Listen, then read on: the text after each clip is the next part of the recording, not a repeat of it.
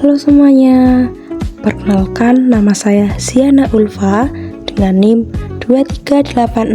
2386202063 semester 6 Program Studi Pendidikan Guru Sekolah Dasar STKIP PGRI Pacitan. Pada video kali ini, saya akan menyampaikan materi tentang tahapan pemecahan masalah matematika. Yuk simak terus videonya. Pada penjelasan materi kali ini, saya akan membahas mengenai yang pertama, model Polya, yang kedua, model Krulik dan Rudnick, yang ketiga, model Schonfeld, dan yang keempat, terdapat contoh soal. Yang pertama, model Polya. Model Polya 1973 dalam Tisngati 2026.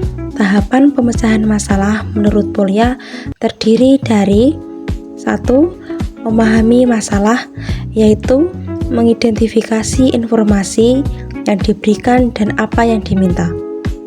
Kedua, membuat rencana, menentukan strategi yang digunakan dalam penyelesaian masalah. Ketiga, melaksanakan rencana, menggunakan tahapan yang telah dirancang untuk menemukan solusi. Keempat, mengevaluasi dan merefleksi, yaitu memeriksa kembali solusi untuk memastikan bahwa hasilnya masuk akal. Selanjutnya, model Krulik dan Rudnick. Krulik dan Rudnick 1995 mengembangkan model pemecahan masalah yang terdiri dari 5 tahap utama, yaitu yang pertama, membaca dan memahami, read and understand, memahami informasi yang diketahui dan apa yang ditanyakan dalam masalah. Kedua, menganalisis, analysis the problem, mengidentifikasi hubungan antar informasi serta menentukan inti permasalahan. Ketiga, merencanakan strategi, plan A strategi, memilih cara atau strategi yang akan digunakan untuk menyelesaikan masalah. Keempat, melaksanakan rencana, carry out the plan, yaitu menerapkan strategi yang telah dipilih hingga memperoleh solusi. Yang kelima, meninjau kembali dan mengevaluasi, look back and evaluate, memahami informasi yang diketahui dan apa yang ditanyakan dalam masalah. Yang terakhir, model Schonfeld. Schonfeld 2016 menjelaskan bahwa keberhasilan pemecahan masalah matematika dipengaruhi oleh 4 komponen utama, yaitu yang pertama, sumber daya, resources, pengetahuan, konsep, rumus, dan prosedur yang dimiliki siswa. Yang kedua, heuristik, yaitu strategi atau cara yang digunakan untuk menemukan solusi masalah. Yang ketiga, kontrol, yaitu kemampuan mengatur, memantau, dan mengevaluasi proses penyelesaian masalah.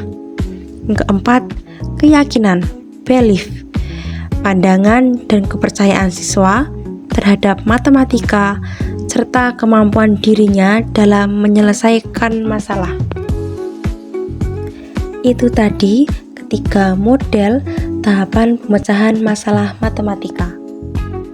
Nah, setelah mengetahui ketiga model tahapan pemecahan masalah matematika, mulai dari model Polya, model Krulik dan Rudnick, dan model Schonfeld, selanjutnya terdapat contoh soal. Nenek memiliki uang sebanyak 87.500.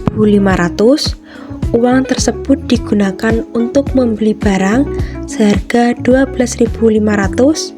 Sisa uang nenek kemudian dibagikan kepada 3 cucunya.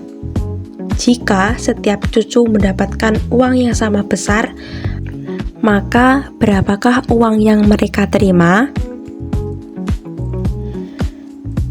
Dari contoh soal tersebut, saya akan menyelesaikan dengan tahapan model Polya. Tahap pertama, memahami masalah. Diketahui uang nenek 87.500, harga barang yang dibeli 12.500, sisa uang dibagikan kepada 3 cucu dengan jumlah yang sama. Kemudian ditanyakan berapa uang yang diterima setiap cucu. Tahap kedua, membuat rencana. Langkah yang dilakukan, menghitung sisa uang nenek setelah membeli barang. Kemudian membagi sisa uang tersebut kepada 3 cucu sama rata. Tahap ketiga, melaksanakan rencana. Menghitung sisa uang nenek 87.500 dikurangi 12.500 sama dengan 75.000. Kemudian membagi sisa uang kepada 3 cucu. 75.000 dibagi 3, hasilnya 25.000. Tahap keempat, memeriksa kembali. 25.000 dikali 3, hasilnya 75.000. Hasilnya sesuai dengan sisa uang. Setelah keempat tahap telah dilaksanakan, kita dapat menarik kesimpulan. Jadi, setiap cucu menerima uang sebesar Rp25.000.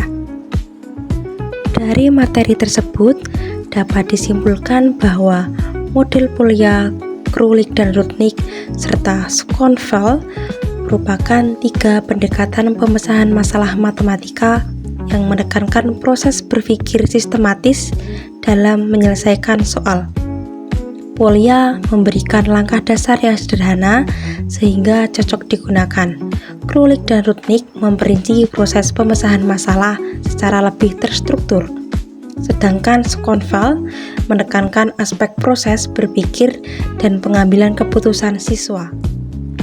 Dari penyampaian materi tersebut, saya menggunakan referensi jurnal dan modul, yaitu jurnal dari Krulik dan Rudnick tahun 1995 dan jurnal dari Schonfeld tahun 2016, serta modul kuliah pemecahan masalah matematika Tisngati tahun 2026. Sekian dari saya, semoga video ini bermanfaat. Terima kasih.